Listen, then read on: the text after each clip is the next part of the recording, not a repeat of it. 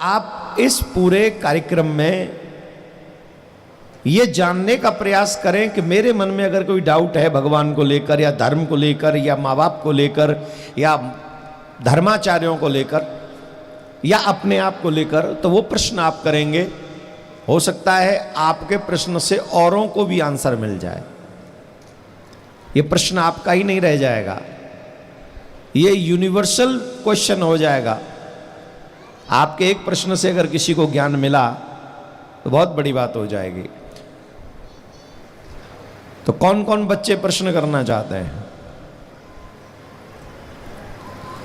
अभी किसी के मन में प्रश्न नहीं है? नहीं है?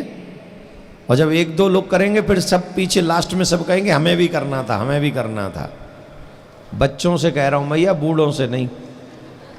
आप तो अपने बच्चों को लाई हो, ये बहुत बड़ा काम आज आपने किया है।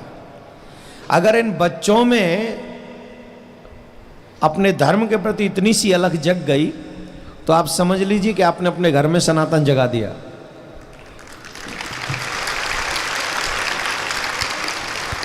सबसे पहले तो मेरा आपको प्रणाम। राधे श्याम। महाराज जी, मेरे को आपसे ये पूछना है कि जो एक बच्चे होते हैं उसकी पूरी दिनचर्या का क्या क्या कार्य होना चाहिए? मतलब जैसे बच्चों को क्या क्या पूरे दिन में कार्य करने चाहिए? ये बहुत अच्छा प्रश्न है जिसको आजकल के बच्चे 100% इग्नोर कर चुके हैं।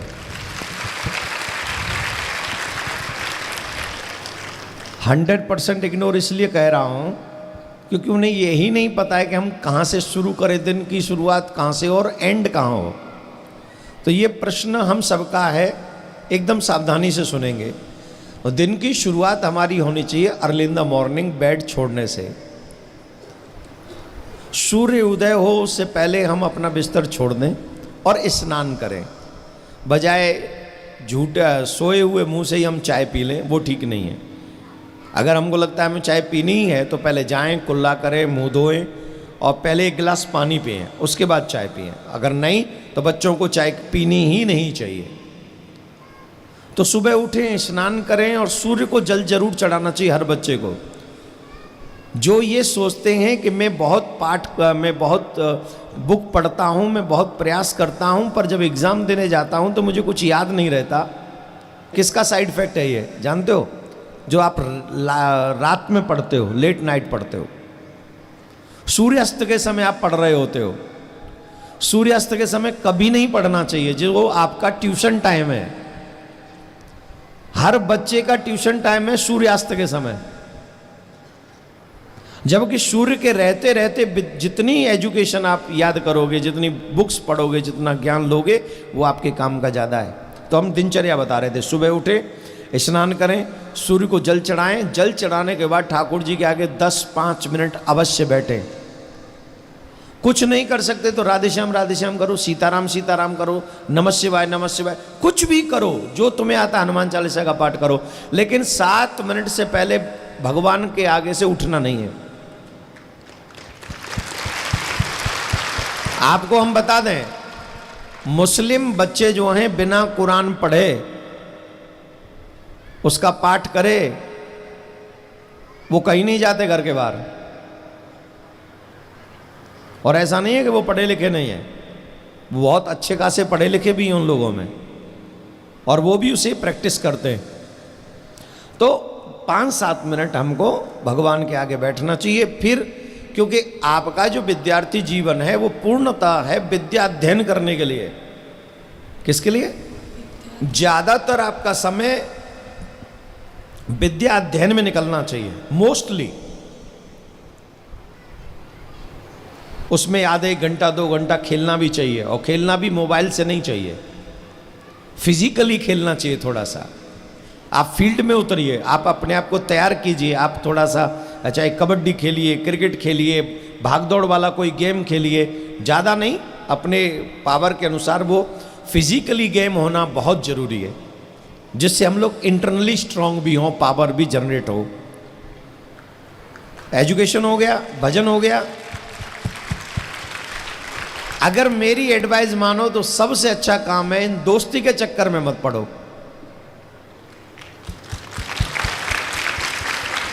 ये जो दोस्त हैं ये पहले जैसे नहीं रहे जो पहले अच्छे मित्र हुआ करते थे।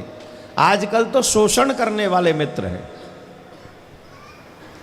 और लड़कियों को यह बात बहुत जरूर समझनी चाहिए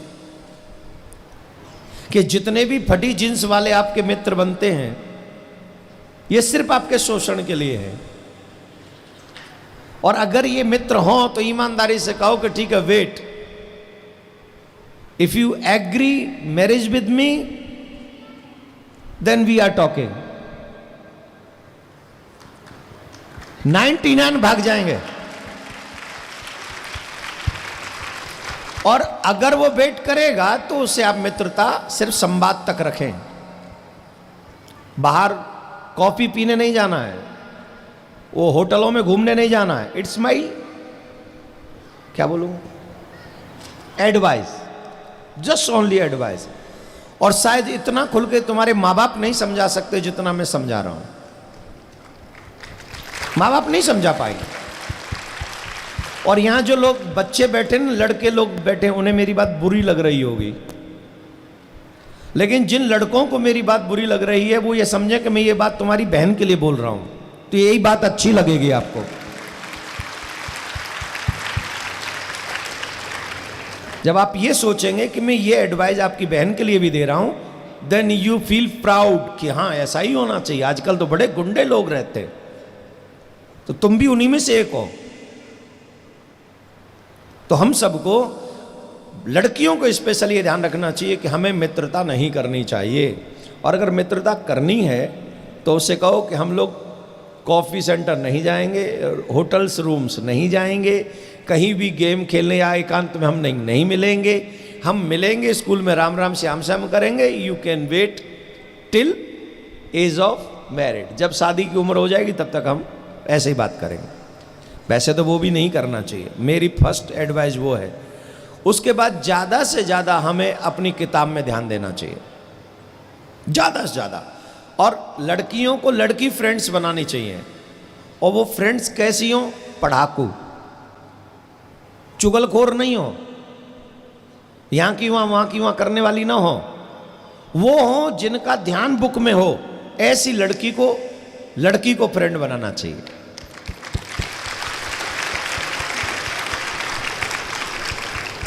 शाम को जो पूरे दिन पढ़ा है उसका रिवाइज कर लें सूर्यास्त से पहले, और शाम को फिर ठाकुर जी के आगे थोड़ा सा 2 मिनट 5 मिनट बैठ के दीप जलाएं और उनसे प्रार्थना करें कि दिन अच्छा निकल गया, रात्रि भी अच्छी निकल जाए।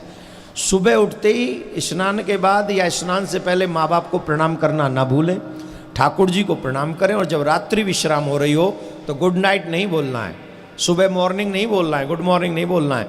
सुबह भी राम राम करना है और शाम को भी राम राम करके सोना है। आई थिंक ये दिनचर्या होनी चाहिए। मोबाइल जितना कम यूज करोगे उतना ही ज़्यादा अच्छा बच्चों के भविष्य के लिए होगा। तो इस बात को आप, इस दिनचर्या को बना लें। हमको लगता है ये आपके लिए बहुत अच्छा होगा। धन्यवाद। राधे श्याम। राधे राधे गुरुजी। राधे श्याम। गुरुजी, मेरा ये प्रश्न था, जैसे स्कूलों में गायत्री मंत्र का वो होता है, बोलते हैं गायत्री मंत्र, और आप ये कल परसों भी कह रहे थे कि गायत्री मंत्र नहीं बोलना चाहिए, तो हम चुप रहते हैं तो टीचर गुस्सा करते हैं कि तुम क्यों नहीं बोल रहे हो। तुमने दीक्षा ले रखी है? यस गुरुजी। अच्छा, यस गुरुजी, क्या बात है। देखो, शिष्य का काम, आप क्यों चुप रहते हो ये तो उनको बता ही सकते हो। उनको आप ये कह सकते हो, ma'am I know very well Gayatri मंत्र, बट रूल्स आर डिफरेंट। हमारे गुरुदेव ने हमको कहा है कि गायत्री मंत्र स्त्रियों को नहीं बोलना चाहिए, गायत्री मंत्र सामूहिक जगह पर नहीं बोलना चाहिए। गायत्री मंत्र की वेद का नियम है, ये मेरा नहीं। आजकल स्कूलों में क्या होता है, उनको लगता है थोड़ा सा भारतीय लुक देने के लिए थोड़े 1-2 श्लोक सिखा देते बच्चों को। अच्छा, श्लोक भी सबसे पहले उसी पे कूदते हैं जिसका वर्जित है। हम वेद का उच्चारण सामूहिक जगह पे नहीं कर सकते। उनमें से गायत्री माता तो अद्भुत है, उसे तो ब्राह्मणों के लिए भी है, यज्ञोपवीतधारियों के लिए नियम बनाया है कि जिसके यज्ञोपवीत है वही गायत्री जाप कर सकता है।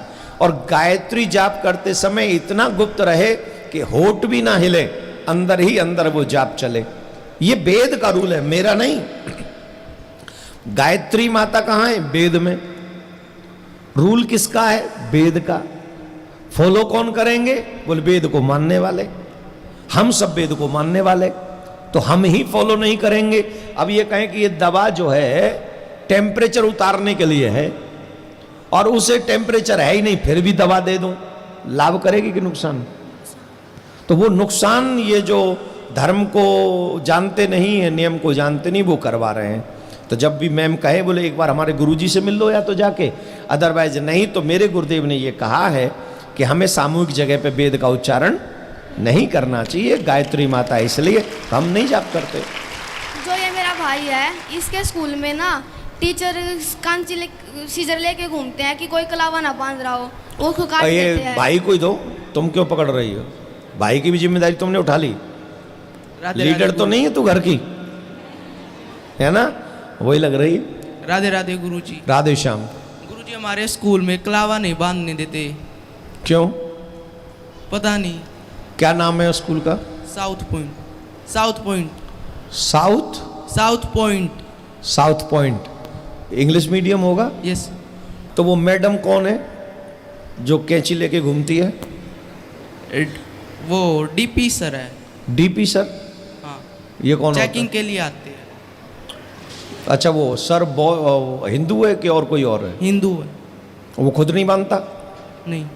तो उनको ये पूछो, एक बार डट जाना उनके आगे, कलाबा बांध के जाना कल ही, और कलाबा कल बांध के जाना। यहीं पानीपत में ही है? नहीं। कहाँ है? सोनीपत। सोनीपत में? हाँ, तो बगल में ही है। वहाँ जाके ये कहना सर कलाबा बांध के आया और आप इसे काट के दिखाओ। वो मारेंगे थप्पड़। थप्पड़ नहीं मार सकते, रूल ऐसा है। बोले सर मैं कलाबा बांध के आया हूँ। वो कहेगा क्यों बांध के आए? बोले this is my fundamental right, मैं आपको फी दे रहा हूं और मुझे बताइए कलाबा किसको दुख दे रहा है?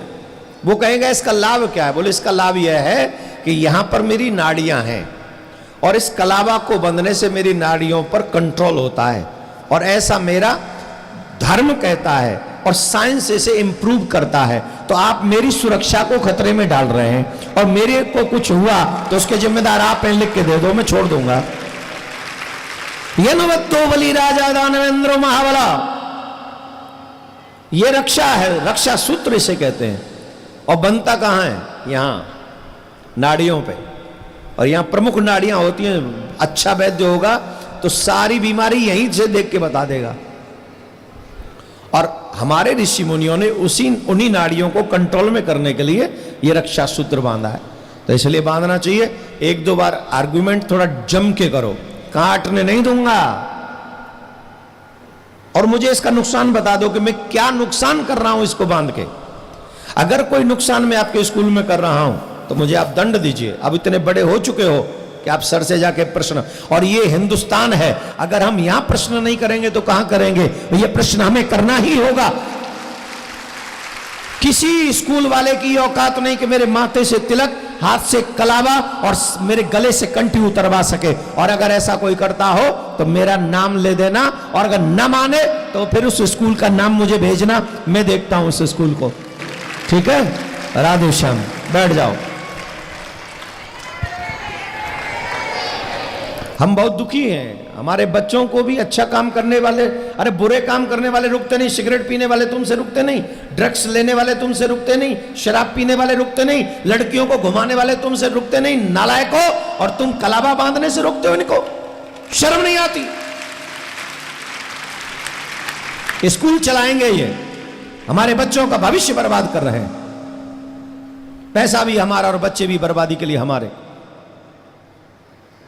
सिर्फ पैसे कमाने के लिए ये लोग स्कूल चलाते हैं। ऐसे लोग, सब की बात नहीं कर रहा हूं मैं।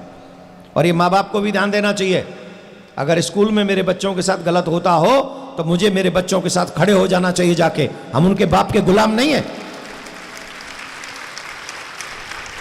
We are not servant.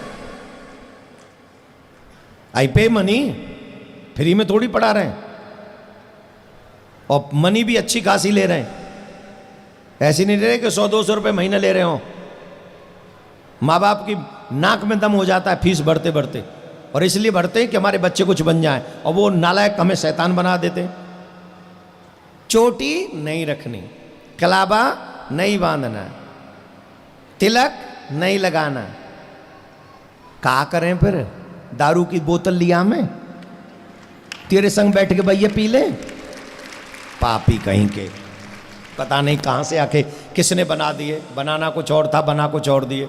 चलो लीव इट, रिलैक्स। कुल मिला के माँ बाप को भी अपने बच्चों के साथ खड़ा होना। आप जाके प्रश्न तो करो